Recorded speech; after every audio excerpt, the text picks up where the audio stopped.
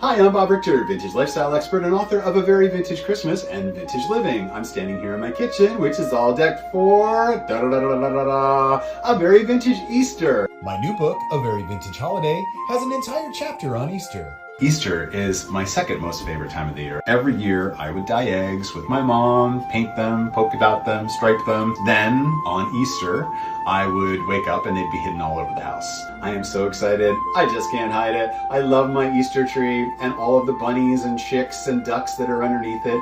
And A Very Vintage Holiday takes you through an entire year's worth of beloved holidays, decorated and celebrated the vintage way. Look at that! Just like I remember. Happy Easter, everyone.